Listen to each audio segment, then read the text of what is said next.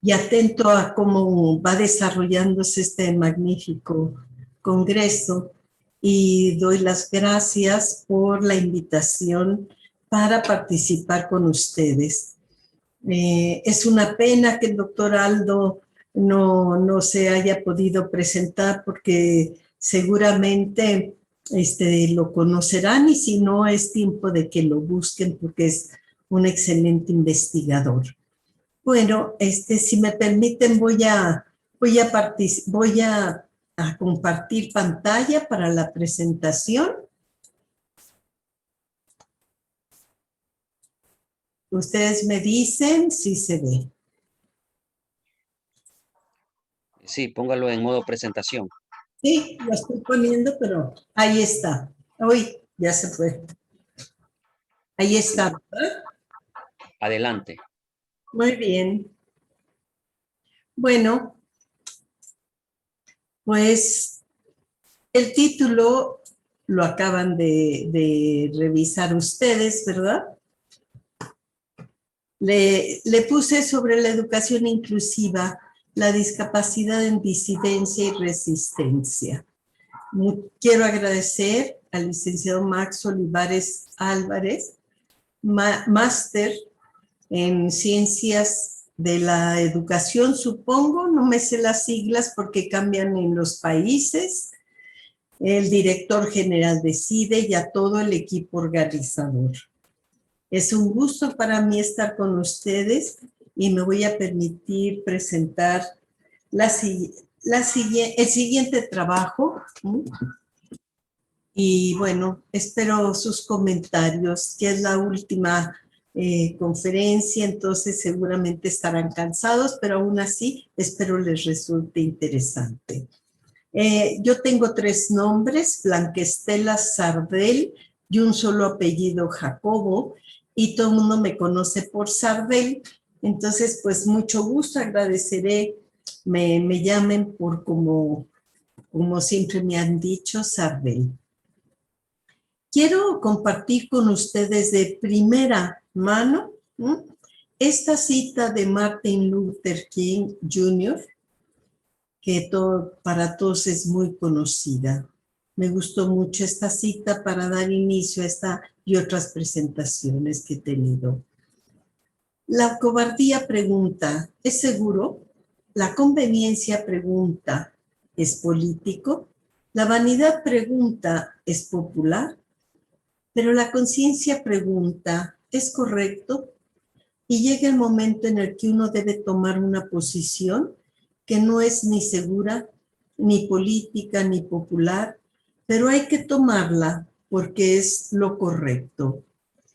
Y me gustó mucho porque me parece que perfila la base de todo nuestro trabajo, que es un poco una aproximación a nuestra tarea, pero siempre manteniendo la brújula de una ética. Entonces, quisiera comenzar con ustedes para plantearles que en un inicio si ustedes se fijan, está ahorita el paradigma de la educación inclusiva, que lo plantea la Convención a partir del 2006, se firma en el 2008 por todos los países, ¿verdad? Es el primer tratado internacional y resulta mencionado en los documentos como el hito histórico que cambia y funda una nueva mirada sobre la atención a las personas con discapacidad. Bueno, mi pregunta es que ¿por qué será que cada paradigma que viene, anterior al de inclusión tuvimos el paradigma de la integración y anterior tuvimos educación especial? Hasta ahí dejemos las cosas porque previamente es otra historia. Estamos hablando del contexto de la modernidad y lo que ha venido ocurriendo única y exclusivamente en ese contexto, porque las diferentes épocas históricas merecen una atención en su contexto, en su visión de mundo. Por lo tanto, Hoy actualmente se fustiga la educación especial, se le señala como la causante de la discriminación y por lo tanto el paradigma de la educación inclusiva se pone como vanguardia, ¿sí?, por excelencia. Con todo, quiero señalarles a ustedes el peligro de no detenerse un poco y únicamente quedarse con los autores que van repitiendo una serie de, diríamos, sentencias que uno los va asimilando como si fuese lo natural y la verdad. Me permito interrogar ello porque la historia, y voy a empezar de la educación especial, es muy diferente, diríamos. Anteriormente, otras épocas les decía, y quiero decirles, miren, quiero atender a esto y por qué me voy a la historia, porque si uno no comprende la historia, me parece, uno corre el riesgo de no entender el presente, porque este presente no es sino el futuro anterior del pasado.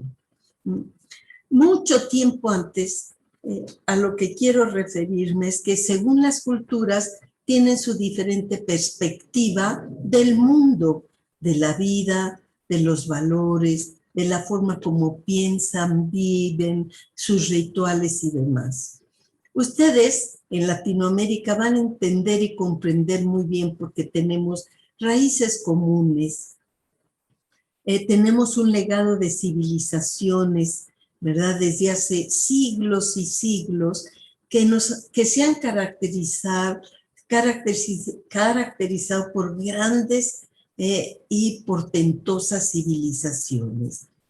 Aquí les estoy mostrando cómo, por lo menos para algunos grupos de civilizaciones que teníamos, les muestro cómo hay vestigios. Todas estas son personas que ahora les denominamos con discapacidad, pero anteriormente ni siquiera se podían imaginar ese término, porque la visión del mundo y su cultura era muy diferente. Para estas culturas, estas personas representaban un misterio de los dioses y por lo tanto eran como eran emisarios, mensajeros de los dioses y tenían un lugar privilegiado. O sea, ni por asomo de el nombre y el término y significado de discapacidad.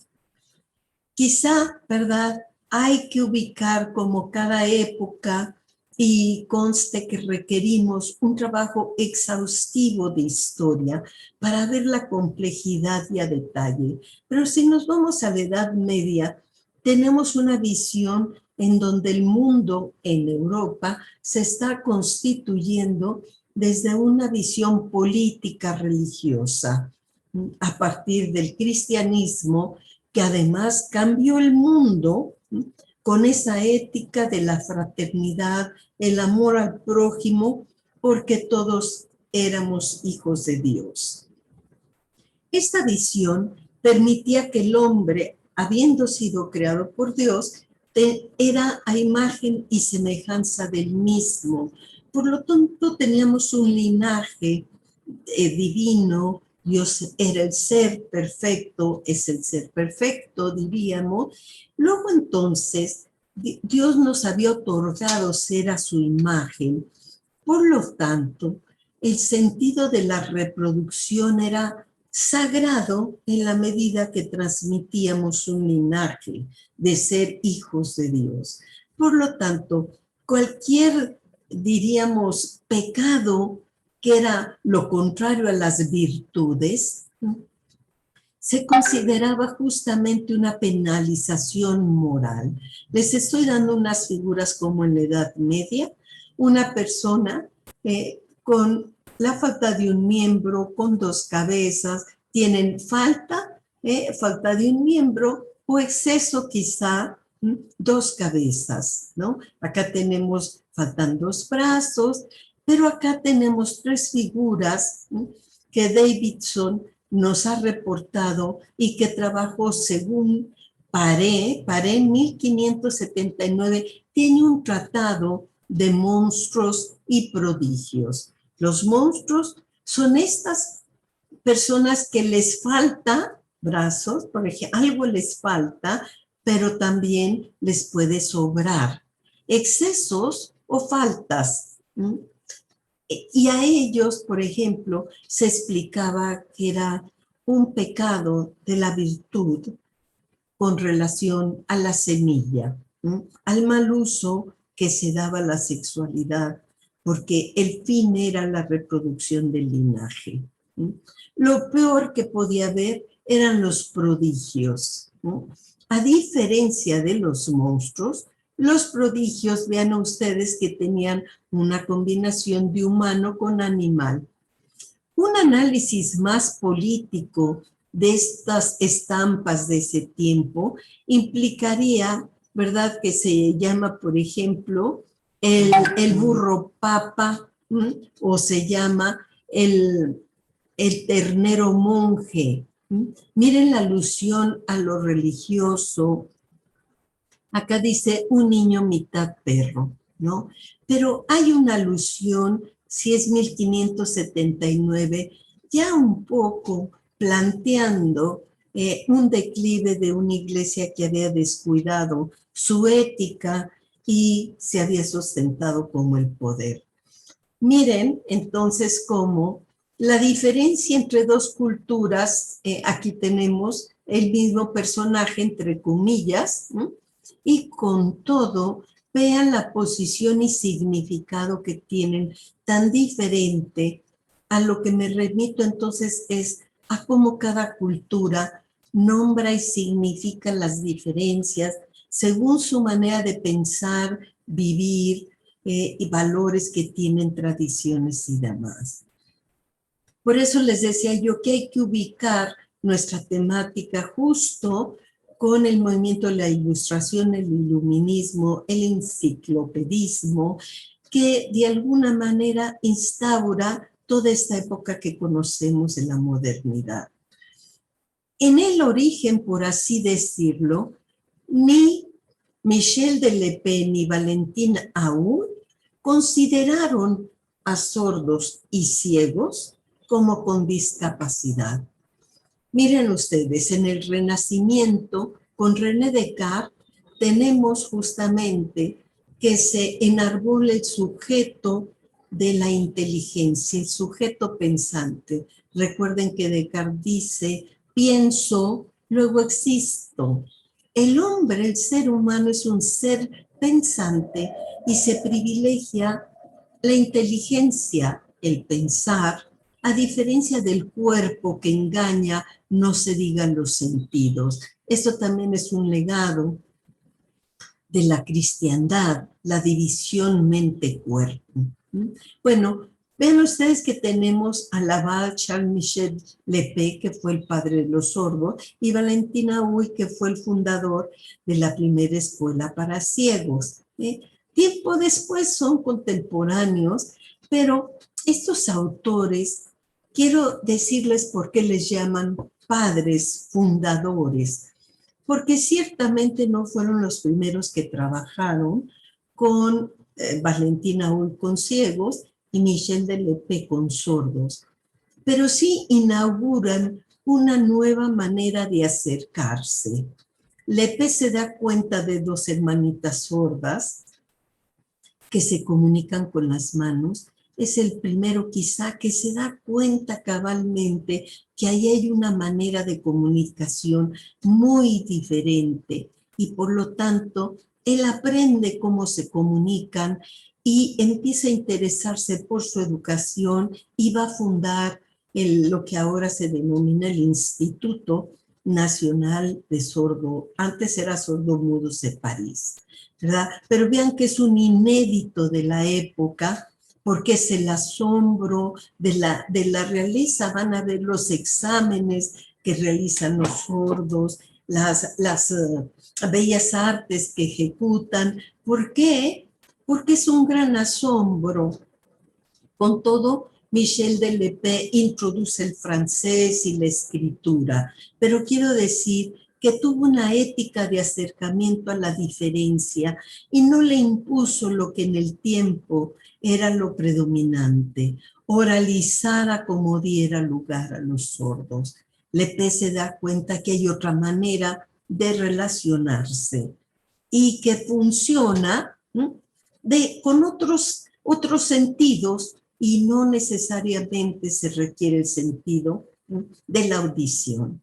Valentina Hu hizo lo propio cuando vio a un niño en una iglesia que pedía limosna, le aventaban las monedas y con su tacto el niño detectaba qué moneda era. Ahí también Valentina Hu da cuenta de que el tacto y que los ciegos tienen otra manera de representarse el mundo y funda su escuela. Jean-Marc Gaspard Itard fue el primero que trabaja y se le denomina así con el niño salvaje del Aveyron, que para algunos era considerado un idiota, de Philippe Pinel, que era el padre de la psiquiatría, que ya había quitado las cadenas en los hospitales de todos los considerados ahora por él como idiotas, imbéciles y demás nombres que son los originarios. Pero Pinel es el primero que tiene un tratamiento llamaba él de moral, una moral paternal de acercamiento. Miren que todos estos son fundadores de inéditos. Pinel salva de las cadenas, de los grilletes, de que los mantenían como animales salvajes en los hospicios. Y Jean-Marc Gaspard Itard, a diferencia de Pinel, dice que no es un niño autista, Víctor, el niño salvaje del Aveyron, sino que careció de estar en relación con los otros, que no estaba educado ni pertenecía a la civilización y que por lo tanto la educación le iba a brindar. Diríamos que esa es la gran diferencia entre Gaspard Itard y Pinel. ¿Qué ocurrió, verdad? Les recomiendo mucho que vean El Pequeño Salvaje. Es esta película que trata de, vean ustedes el concernimiento que tenían Delpech, Aoun y tal, se van a vivir y se dedican exclusivamente en cuerpo y alma a la educación.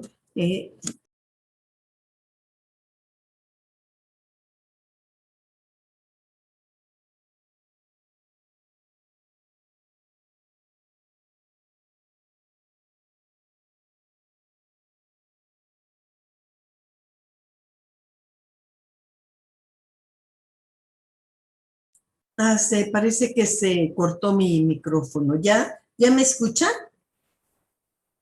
Listo, pues. Espero que sí.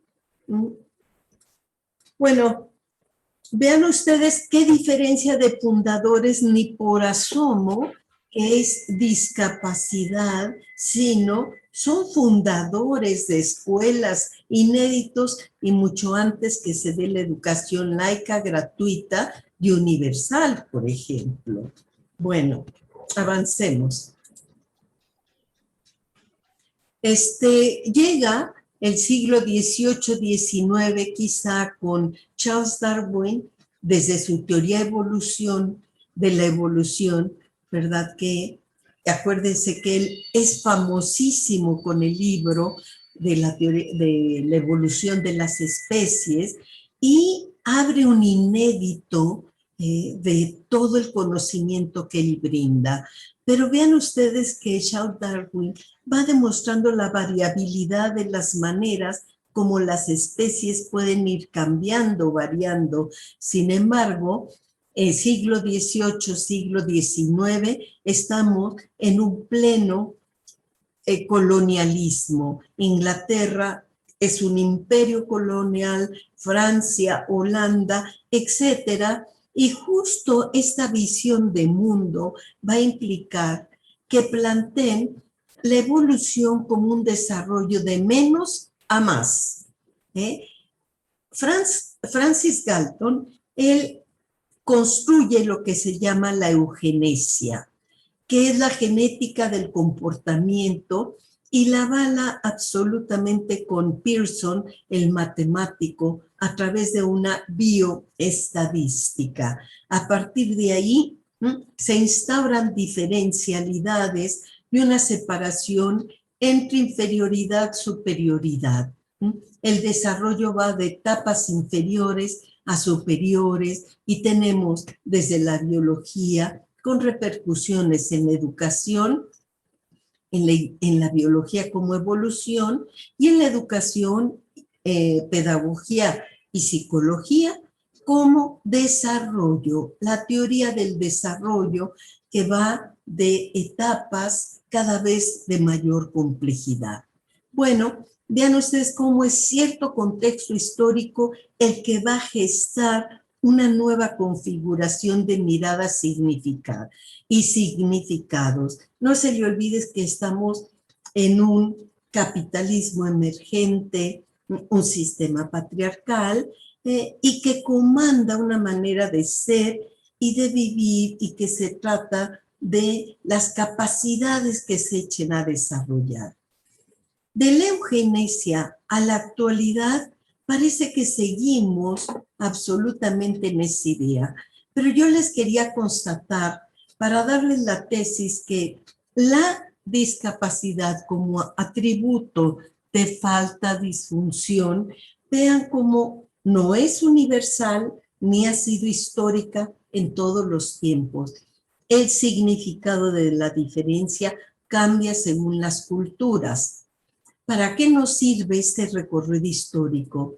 Para interrogar si nosotros, que mantenemos el sentido de la discapacidad, ¿realmente estaremos hablando de discapacidad como atributo del sujeto? ¿O se tratará de empezar a desmantelar, que quizás se trata justo de esta cultura, una exterioridad que comanda, demanda una manera de pensar, vivir, actuar, y ubica y destina a los sujetos desde esas condiciones?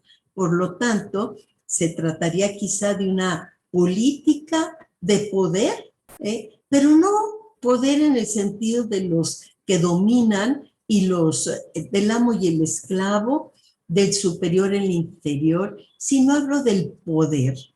¿No será hoy en día necesario que trabajemos la política como Hannah Arendt nos invita a pensarla?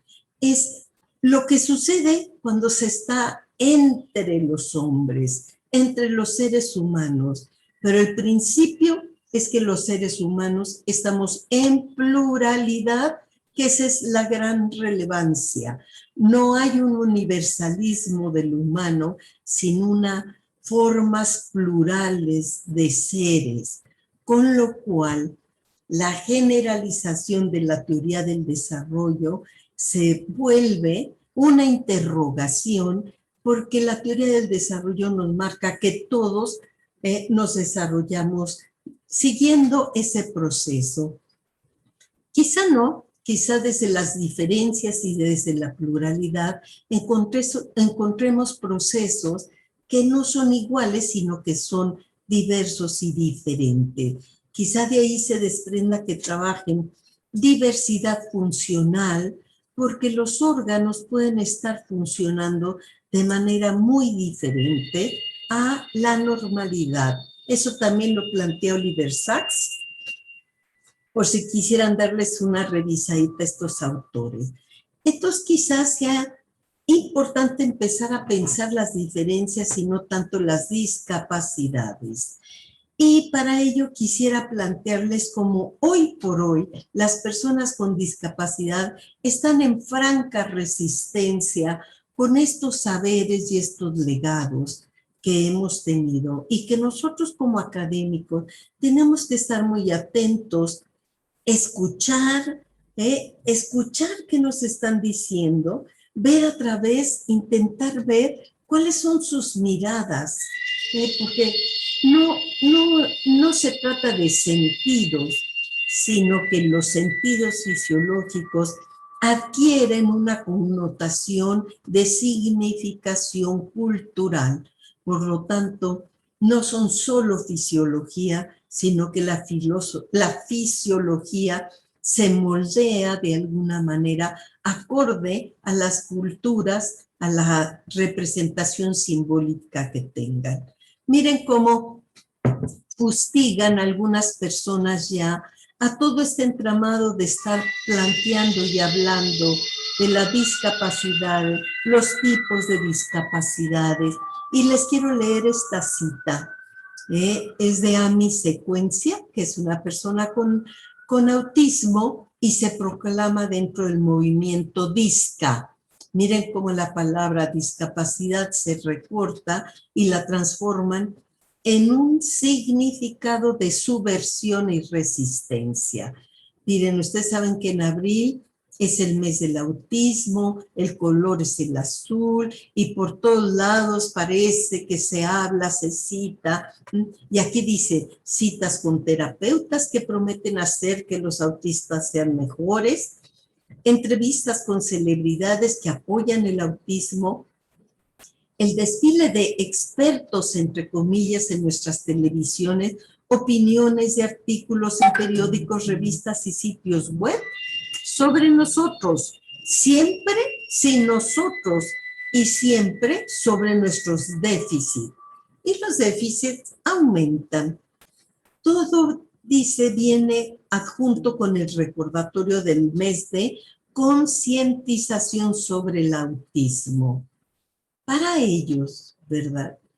Esto quizá tiene que ver con el porno de inspiración que genera el autismo conjuntamente. Se trata del estigma, el miedo y la parcialidad.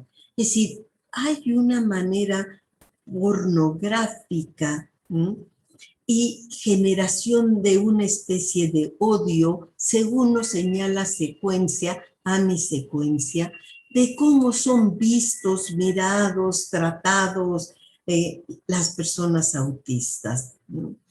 Nuestra ansiedad aumenta, dice. Usamos la mayor parte de nuestra energía para enviar este sencillo mensaje. Para enviar este sencillo mensaje. Estamos aquí. Somos humanos. Escúchanos. Miren, se dice fácil escuchar, pero ¿será tan fácil que solo los escuchemos? Válganos, ahora no quiere dar la siguiente. Bueno, habría que ver en esta situación de la educación y la educación inclusiva. Tenemos una problemática que ya les expliqué, que tenemos que hacer una revisión histórica muy profunda del desarrollo de la educación especial advenida en educación inclusiva. Pero al mismo tiempo estamos viendo cómo hay tensiones. Difícilmente en una práctica se vea estrictamente al 100% la inclusión. Por lo menos yo que me dedico a trabajar las prácticas en México, siempre veo que hay una mezcla de todos, y porque siguen en vigencia. Esas las tensiones inherentes entre los paradigmas dentro de nuestra temática, pero también es cierto, ¿verdad?, que hay una tensión entre la educación básica y la educación inclusiva. Finalmente, la educación básica no ha enarbolado el paradigma de la inclusión. Quienes los han hecho generalmente en nuestros países ha sido la educación especial transformada en educación inclusiva. Es desde ahí que viene, pero la escuela básica no tiene un real compromiso. Por ahí, en los planes de estudios, con que tengan una materia sobre inclusión, se señala que ya son inclusivos, pero no, la filosofía de la educación básica hoy por hoy no es nada incluyente. Por lo tanto, ya tenemos un conjunto de tensiones entre la educación inclusiva, a lo interno de la educación, que hay muchas tendencias que están en pugna, y no se diga también dentro de la educación. Y ahora con los tiempos de pandemia, ¿qué es lo que se ha visto? Que finalmente estamos en temas de vulnerabilidad, pero que descarnadamente la pandemia puso, ¿verdad?, así en una evidencia tremenda las desigualdades, las desventajas, las injusticias y la deuda, no solo las personas con discapacidad, sino todos los grupos denominados vulnerables que bien pensado merecen una crítica, porque ellos no están vulnerables por su condición de ser mujer, adulto mayor, niño, persona con discapacidad, por ser gay. No, es una exterioridad que los ha desigualdad, los ha hecho en desigualdad, les ha hecho injusticia, y hoy por hoy sigue siendo una deuda insalvable a la cual más nos van a empezar a atender. Por lo tanto, les planteo que actualmente estamos quizá en varios paradigmas al mismo tiempo. Hoy por hoy, el paradigma, diríamos, más hegemónico es el de la inclusión y derechos humanos. Es el paradigma formal, dominante a partir de la convención, y su expresión ha sido producto, nunca se les olvide, de movimientos y colectivos que lucharon por los derechos humanos hasta que lograron incidir y hacer cambios en la realidad. Al mismo tiempo que tenemos el paradigma hegemónico de la inclusión y derechos humanos, no por ser hegemónico no hay heterogeneidad. Tenemos con una fuerza que está tomando cada vez más vigor el paradigma de la discapacidad, poniéndole comillas, posicionando al sujeto político que enarbola desde su discapacidad, entre comillas, porque lo que hace es interpelar, cuestionar, interrogar una exterior de manera radical. Cuestionan el engranaje institucional. Hay una serie de autores que corresponden a una visión que parece que se había ido la presentación. Espero todos estén viendo lo que queda de esta presentación. Pero también tenemos un auge, sobre todo de América del Sur, que es el movimiento de la epistemología del sur, y que el paradigma de la discapacidad en tanto interpelación y el de la epistemología del sur son los emergentes y los estamos viendo en las prácticas culturales. Nada más quisiera enfatizar que me parece que una gran diferencia puede ser que desde la Convención y desde el paradigma de derechos humanos y la Convención se sigue planteando la discapacidad como deficiencia física, mental, intelectual o sensorial. Y me parece que los movimientos alternos están cuestionando justamente esta concepción y este sentido. Voy a pasar a darles ejemplos de un último encuentro que tuvimos como Red Internacional de Investigadores y Participantes sobre integración e inclusión educativa. En este encuentro tuvimos dos conferencistas, a Benjamín Mayer, que me parece que es representante por lo menos de una línea del paradigma de interpelación, y el cierre estuvo a cargo de Carlos Escliar, que también es otro de los grandes latinoamericanos que enarbolan una perspectiva bastante crítica a los modelos oficiales, ¿no? Y lo que hicimos fue que invitamos a puras personas representantes de movimientos colectivos e inclusive a familiares de personas con discapacidad. Este encuentro tuvimos única y exclusivamente a personas con discapacidad, hablando de los movimientos que están enarbolando, de sus posturas, y aquí les voy a ir planteando con que ustedes quizás solo registren Alex García en Brasil, van a ver que es una persona sordociega que tiene ahí un muy buen movimiento a nivel no solo latinoamericano. Él tiene una perspectiva de abrir puertas, porque está, digamos, enardecidamente convencido que puede tener una vida digna. Quizá ustedes, algunos de ustedes conozcan de Colombia a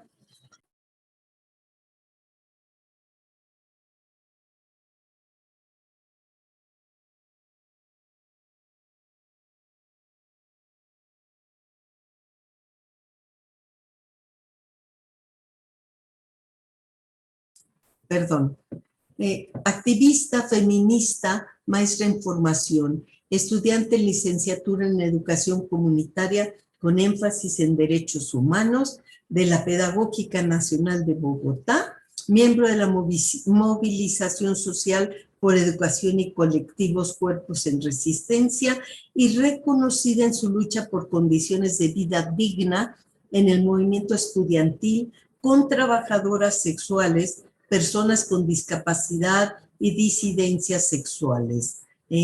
Amaranta, que es el nombre que ella se puso, quiere decir la digna, la que no se cae, la que no se marchita. Vean ustedes en homenaje a Amaranta el gran mural que le hicieron una de las calles en Bogotá. A un lado tienen a Amaranta, ella es ciega y es una persona dentro del movimiento LGBT. Bueno, pasemos entonces a la que sigue. Carlos Julio también, él enarbola dentro de Colombia el movimiento indígena, pero con personas con discapacidad, y lo tienen ustedes en peleas de los movimientos indígenas, y él de manera particular trabaja a favor de las personas con discapacidad. Tendremos a nuestro amigo chileno Luis Vera Fuentealba, que es un sociólogo activista por los derechos de las personas con discapacidad. Él tiene experiencia académica y de gestión con especialidad en sociología de la discapacidad e inclusión. Coordina la unidad de apoyo de la diversidad funcional de la Oficina de Equidad e Inclusión de la Universidad de Chile. Bueno, él se plantea que, pues según esto, tiene discapacidad psicosocial, pero tiene un muy buen movimiento de resistencia. Acá tenemos a Pedro Miranda Gijón, es un mexicano de Oaxaca y es un mushe. Oaxaca es un estado de la República en donde hay varias culturas, civilizaciones, y por lo menos en el istmo de Tehuantepec, desde los tiempos que han sido memoriales, ¿verdad? Esa comunidad no tiene dos sexos, tiene tres, hombre, mujer y mushe. Pedro Miranda Gijón es un artista con todo, con toda la palabra, ¿verdad? Y él se ostenta como mushe con gran orgullo. Miren ustedes la técnica que emplea, que es la fototextil. Él es ciego, toma fotografía en un formato inmenso, los corta en tirita y los une como un textil con hilo, porque es muy representativo de Oaxaca, porque trabajan los textiles de una manera maravillosa. Tenemos la Escuela Mexicana de Arte Down, tenemos y eso seguramente ustedes los ven en sus países, una cantidad de grupos donde ustedes los ven representar, por ejemplo, a seña y verbo, y no se puede decir que hay discapacidad, hay una una obra maestra que esté ejecutándose en teatro. Por lo tanto, miren ustedes cómo estos movimientos culturales en resistencia están cuestionando un poco este término de discapacidad, y la exterioridad social no son únicamente las barreras sociales, es como el conjunto de una exterioridad social simbólica, es la que está produciendo los sentidos de diferencia que condenan a los sujetos. Pero como les decía, si entendemos esto, luego entonces es importantísimo, porque el significado lo podemos construir y resignificar. Y eso es lo que estamos viendo, cómo está resignificando el movimiento disca a la discapacidad. Por lo tanto, la discapacidad no sería per se, es decir, las personas denominadas así, porque son ciegas. La ceguera no es discapacidad, habrá que hablar con los ciegos, fotógrafos ciegos, para que nos indiquen cómo se representa en el mundo, cómo toman fotografía, cómo pueden escalar, cómo pueden lanzarse de la tirolesa, cómo pueden hacer cantidad de cosas y tienen sentido y dimensiones espaciales de una manera muy diferente a cómo, según esto, lo tendría la normalidad. Por lo tanto, la ceguera es una diferencia que se representa el mundo desde otros significados que sus sentidos cobran. La vista no solo es vista para un ciego, por ejemplo, o no ver. Tienen una mirada, dicen ellos, y le pueden llamar de diferente nombre. Y luego enarbolan una crítica al oculocentrismo, porque si no hay ojo, visión, se piensa que hay discapacidad. Y vean ustedes que están en resistencia. Miren ustedes cómo traigo siempre la cita de Butler cuando dice, el problema no es meramente cómo incluir a más personas dentro de las normas ya existentes, que implicaría la inclusión, sino considerar cómo las normas ya existentes asignan reconocimiento de manera diferencial a las personas. Es esta exterioridad que reconoce diferencialmente y coloca a los sujetos en posiciones completamente diferentes.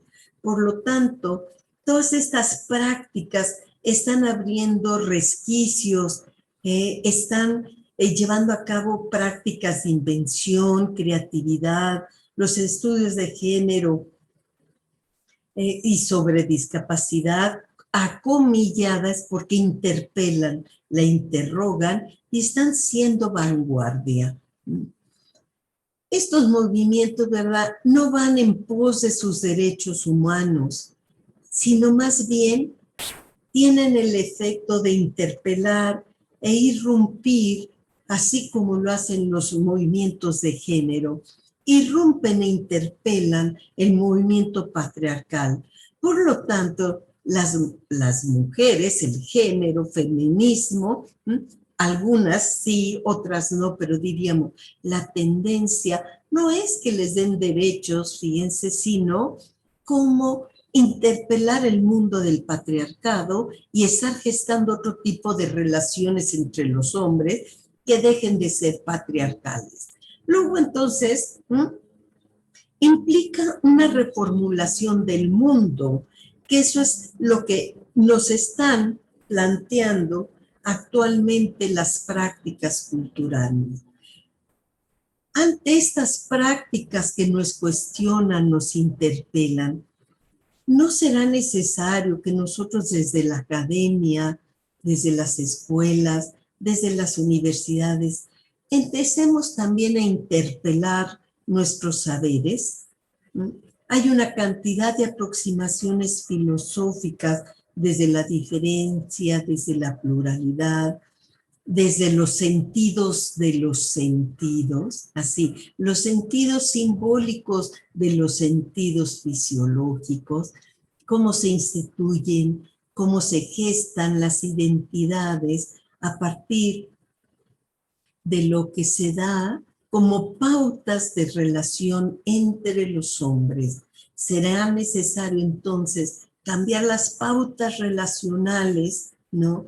Y no estar obsesivamente pensando en cómo apoyamos la discapacidad, sino cómo abrimos todas las puertas, todas las formas posibles de comunicación, todas las alteridades, ¿no?, que sean posibles para dar lugar y posición para que emerjan desde su lugar y con dignidad.